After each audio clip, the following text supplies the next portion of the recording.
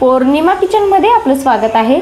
आज मी बनवणार आहे नानकटाई। यासाठी घेतलेले साहित्य 1 वाटी बेसन घेतलेला आहे, मैदा घेतलेला आहे 1 वाटी, अर्धी वाटी रवा घेतलेला आहे, 1 वाटी पिठी साखर घेतलेली आहे, बदामची मी खाप करून घेतलेली आहे, बेकिंग पावडर घेतलेला आहे 1 चम्मच, चिमूटभर मी मीठ घेतलेला आहे, साजूक तूप घेतलेला आहे 1 वाटी, वेलची पावडर घेतलेला आहे मी अर्धा चम्मच,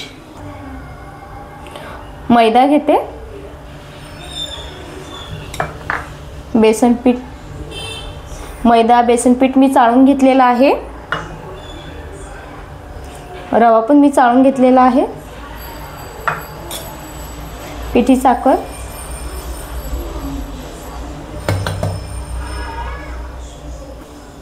बेकिंग पावडर, वेलची पावडर। आता साजूक तूप टाकते।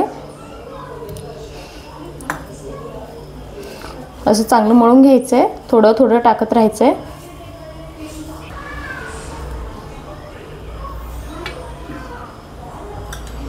मीठ टाकते, मीठ राहिलं होतं।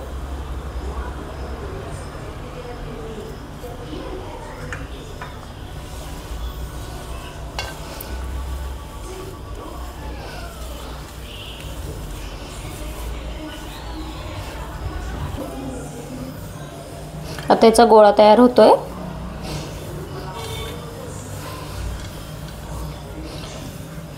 चांगलं व्यवस्थित मळून घ्यायचं।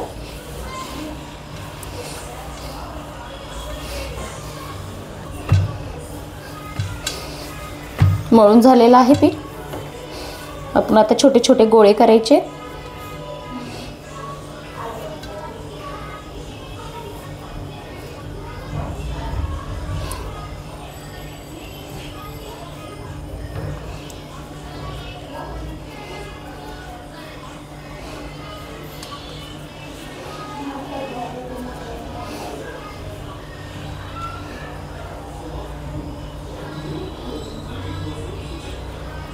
त्याच्यावर ड्राय फ्रूट्स लावायचे।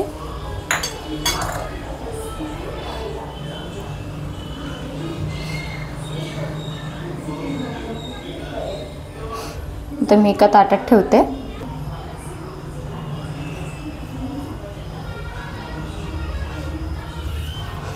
आता हे सगळे असेच बनवून घ्यायचे।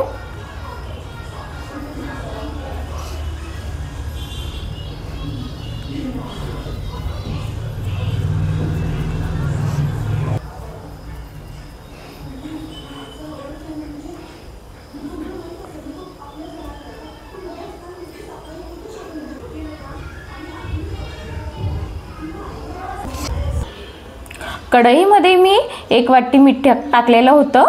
आता ते गरम झालेलं आहे। आता मी याच्यावर स्टँड ठेवते। नानकटाई बनवून झालेली आहे। मी आता कढईमध्ये ठेवते।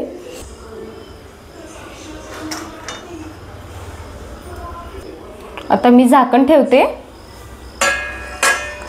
10 मिनिटासाठी। 8 मिनिटं झालेले आहेत। मी आता उघडून बघते झाले आहेत का नाही, मध्ये चेक करून घेते। आपले नानकटाई तयार आहेत। मी आता काढून घेते। नानकटाई मी थोडं थंड होऊ देते।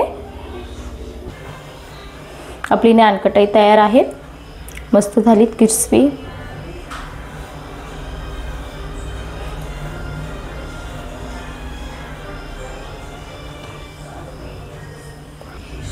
आजची रेसिपी कशी वाटली कमेंटमध्ये नक्की सांगा। लाईक करा, शेअर करा, सबस्क्राईब करा।